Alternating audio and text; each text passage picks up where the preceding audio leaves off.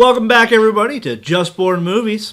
I'm your host, David Wray. Joining me today is the man of constant hatred, Paul Workman. Too sweet.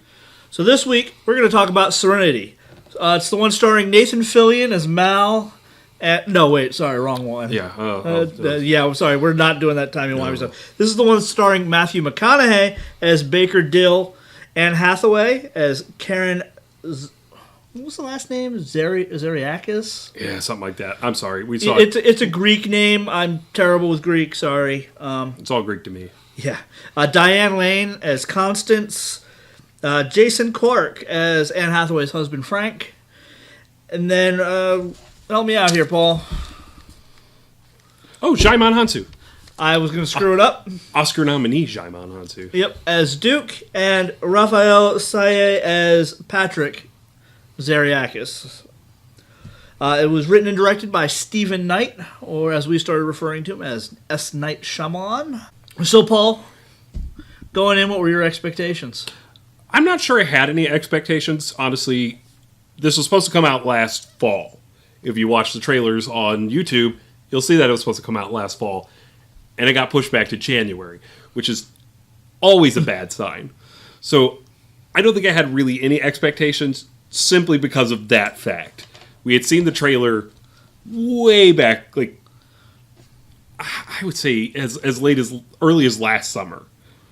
And I waited for this movie to come out, and then suddenly it just never came out. And then we're doing our research to see our look-ahead video, which maybe I will not have dropped at this point, so I'm going to get that up. Suddenly here's that movie again. It's like, oh.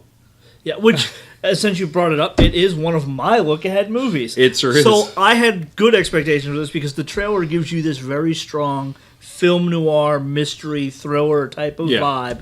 And that's one of my wheelhouse genres. That's one of those movies that I really enjoy. So I wouldn't say I had exceptionally high expectations because I am admittedly not the biggest Matthew McConaughey fan. I think he's a great actor. I just don't think he's my type of actor. He's very hit or miss with me. I see him in something like Mud, and I think he does phenomenal. I see something like Dallas Buyers Club, which he's good in, but I didn't particularly like the movie that much. Yeah, and I think that's what it is for me. So, but again, I knew that he could bring that performance, and I think he does bring that performance. Right. I don't think the performances overall were terrible in this movie.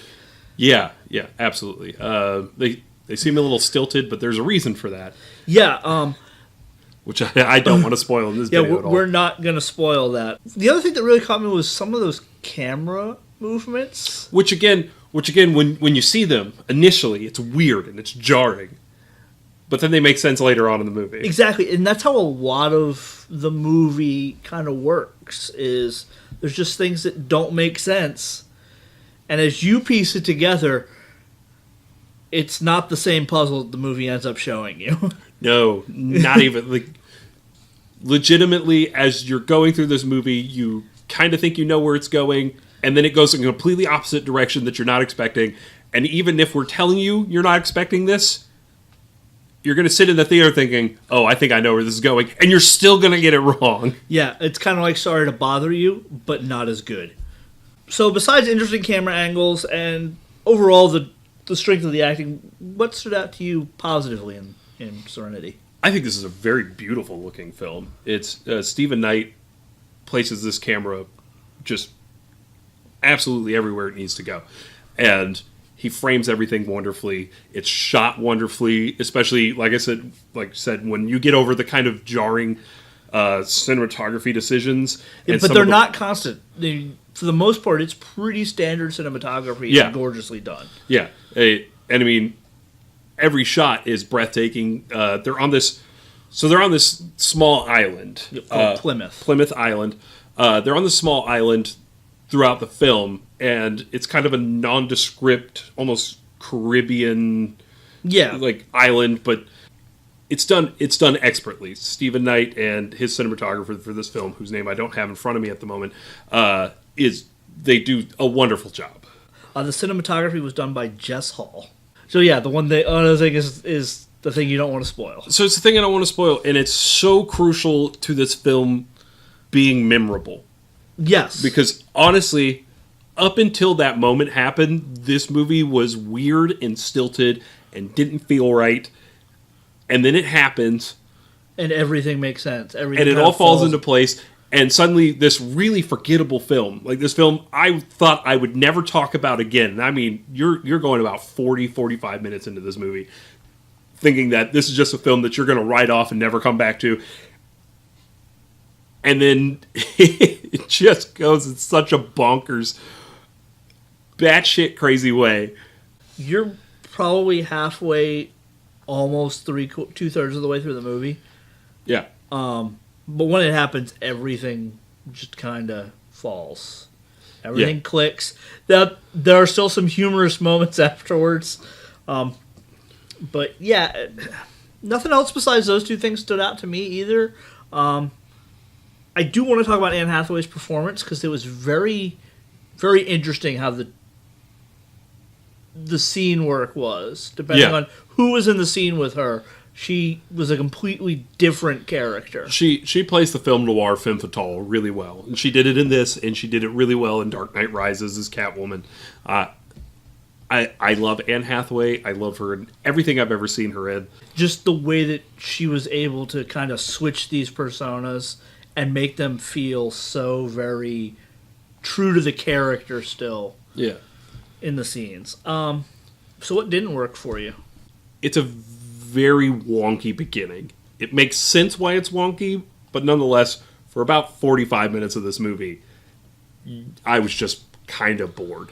Yeah, you're just kind of sitting there going through. I mean, even the film noir side of that should have kind of lashed me and just wasn't there. I thought they rushed just about everything. Every scene felt really fast. And again, you understand why a lot of things are done the way they're done, but it takes so long to get to that point. Yeah, there's really not much to the film one way or the other if it wasn't for the one thing. Yeah, which is sad because the way that this is presented to us in the trailers and everything, this could have been a really good film noir. Oh yeah. But now we kind of see why it got moved out of fall to January. Its marketing is very deceptive.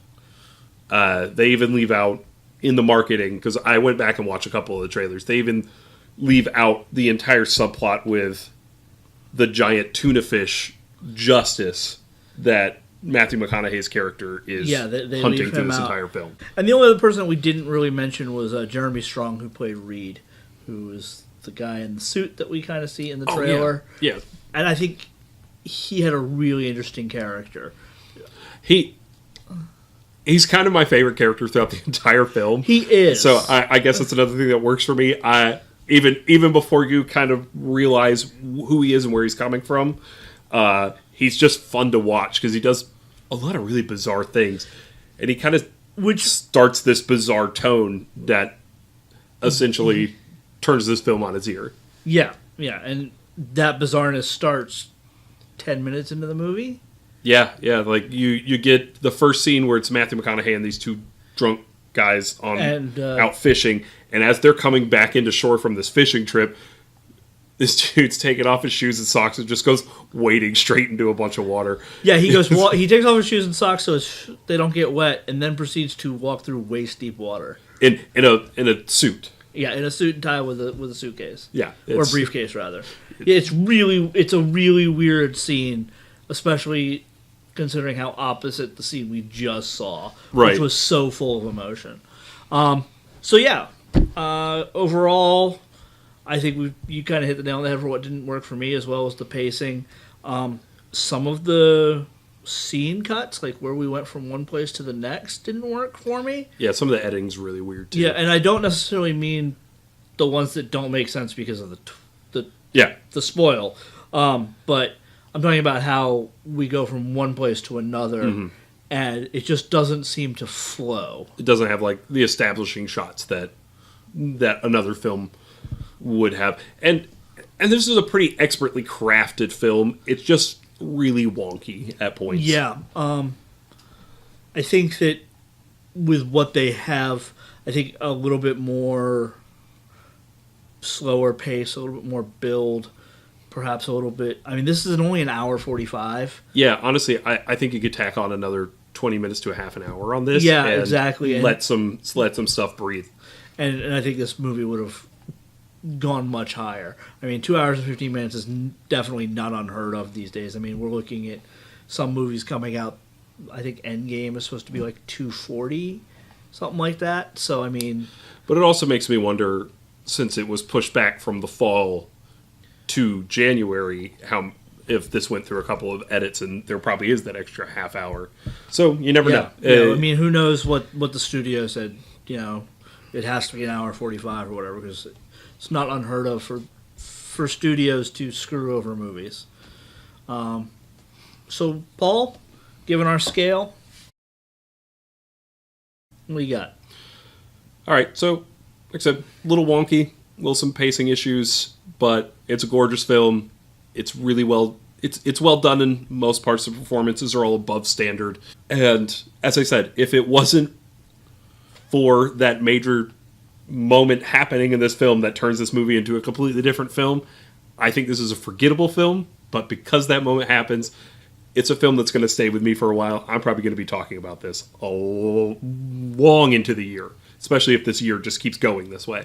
So, honestly, for me, I loved this film, despite the fact that I recognize that this is not a good film. I want this said. I realize this is not a good film, but I love it to death. I'm giving this a damn good. Damn good? Okay. You touched on a lot of things that I already feel like. I think that one of the big things was the performances. McConaughey's performance in his role as Baker Dill, and I think Anne Hathaway's performance as Karen Zacharias, or whatever it is. I think those two really, really drove home the point of how film noir could be done, and the wonkiness of this movie kind of detracted from that. So I kind of have to go damn average on it, but I see where you're coming from with a damn good. Yeah. So there you have it.